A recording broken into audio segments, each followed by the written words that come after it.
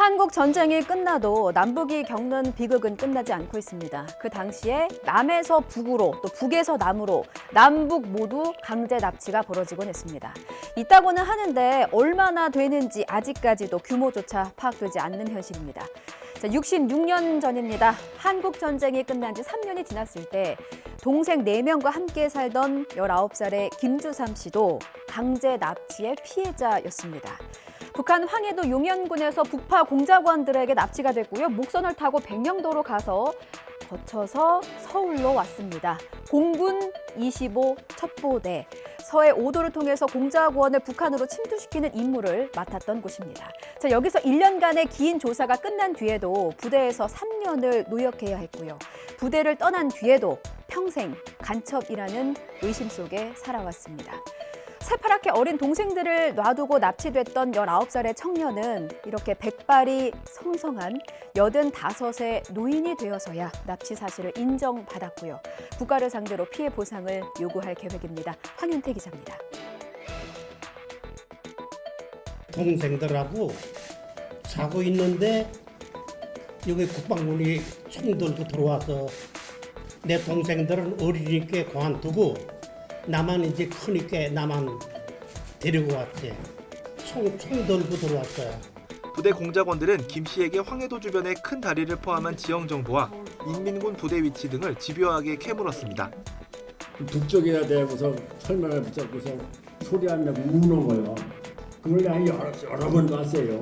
1961년 4년여 만에 부대 밖을 나서는 24살 김 씨에게 주어진 건 대한민국 국적과 부대 주소로 된 새 호적 등본.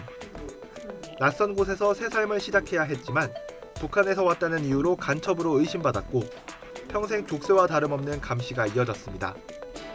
처음에는 이제 우리가 하우스에 살았어요. 거기다 이제 집을 짓고 살았는데 그 어떤 형사는 신발 신고 방에 들어와서 다 이렇게 훑어보고 그랬거든. 김 씨는 60여 년이 훌쩍 지난 재작년에야 국가를 상대로 2억 원의 손해배상을 청구하는 소송을 제기했습니다. 진실화해위는 1년 3개월에 걸친 조사 과정에서 국방부 등을 통해 북파 공작원 출신 군인이 국가에 제출한 서면 등을 확보한 결과 사실관계가 확인됐다고 결론 내렸습니다. 이어 국가의 사과와 김 씨에 대한 명예회복, 북한 가족과의 상봉 추진을 권고했습니다. 지금도 저녁에 밤을 꼬박 세울 때 있어요. 그 생각하기 시작하면은 지금도 밤을 꼬박 세워요. 가족이 만날 수는 없으니까. 해외여행을 앞두고 꼭 해야 하는 일, 바로 환전이죠. 지난 3월 퇴직 경찰관 50대 A씨도 캄보디아 여행을 앞두고 은행 두 지점에서 각각 환전을 했습니다. 한 곳에서는 통장 예금 중에 100만 원을 달러로 바꿨고요. 다른 한 곳에서는 2,000달러를 환전했습니다. 여행하고 돈 남으면 다시 원화로 또 환전하잖아요. 여기서 문제가 생겼습니다. 남은 돈 중에서 100달러짜리 위조 지폐 7장이 발견이 된 겁니다. A씨는 여행 중에 100달러짜리 지폐를 받았거나 교환한 적이 없었다면서 은행에서 위조 지폐를 지급했을 가능성을 제기했습니다. 보시는 것처럼 은행 두 지점에서 받은 영수증이 달랐고요. 한 지점에서는 환전 기록도 제대로 남아있지 않았습니다. 은행 측은 A씨의 일방적인 주장일 뿐이다. 미흡한 환전 영수증도 은행원의 실수라는 입장입니다. 어찌됐든 위조 지폐가 발견됐으니까요. 경찰이 수사에 착수했습니다. 차상은 기자가 단독 보도합니다. 달러를 환전을 하면은 외화 환전이라고 기재를 하는 것이 맞습니다. 현금 인출이라고 기재된 부분이 지극히 상식적으로 이해가 안 되고 A씨가 환전 당시에 은행으로부터 받은 영수증입니다. 2,000달러를 환전한 영수증과 금융거래 기록은 A씨의 명의와 거래 금액 등이 일치합니다. 하지만 같은 은행의 다른 지점에서 우리 돈 100만 원을 환전한 영수증에는 이름과 계좌번호가 빠져 있고 고객 등급과 거래 금액도 실제와 다르게 표기되어 있습니다. 이마저도 환전 당시에는 지급하지 않았다가 위조 지폐가 발견되고 나서야 A씨에게 보내왔습니다. A씨는 이 같은 상황을 볼 때 100만 원을 환전할 당시 위조 지폐가 지급됐을 가능성이 있다며 경찰에 수사를 의뢰했습니다. 은행 측은 A씨의 일방적인 주장이라는 입장입니다. 집회 개수기를 통해 위조 여부를 감별한 뒤에 지급하기 때문에 있을 수 없는 일이라는 게 은행 측의 설명입니다. 또 100만 원을 환전한 영수증이 실제 금융 기록과 다른 건 은행원의 업무상 실수라며 위조 지폐와 관련이 없다고 선을 그었습니다. A씨가 캄보디아 현지에서 자신도 모르는 사이에 달러를 바꿔치기 당했을 가능성도 배제할 순 없습니다. 코로나19 소식 잠시 짚고 갑니다. 위중증 환자가 일주일 만에 150여 명이 증가했고요. 한 달 사이에는 8배나 늘었습니다.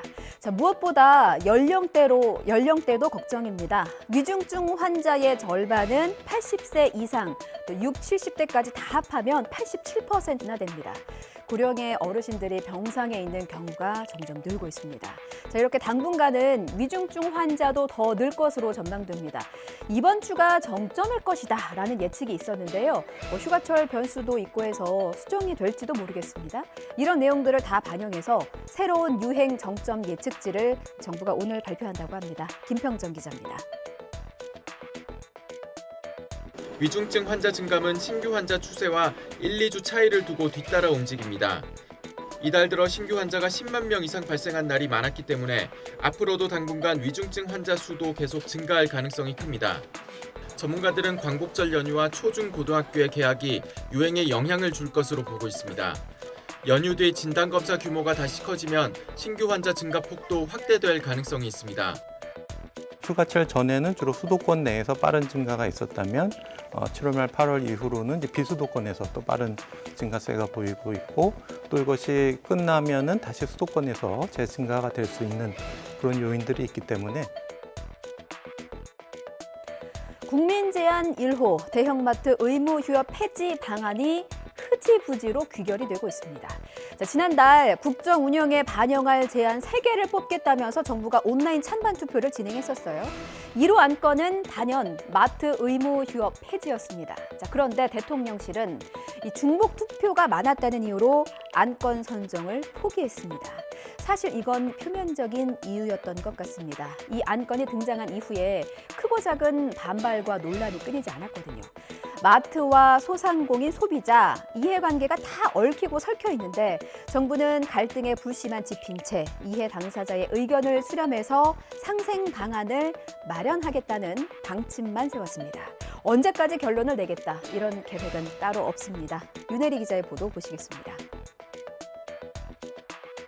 의무 휴업 폐지에 반대하는 소상공인 단체와 마트 노조의 반발은 끊이질 않고 있습니다. 최근 정부에서는 국민 제한, 온라인 투표, 규제 심판회의 등 온갖 방법을 통하여 저희 영세 상인을 불안하게 하고 있습니다. 대통령실이 갈등의 불씨를 지핀 셈입니다.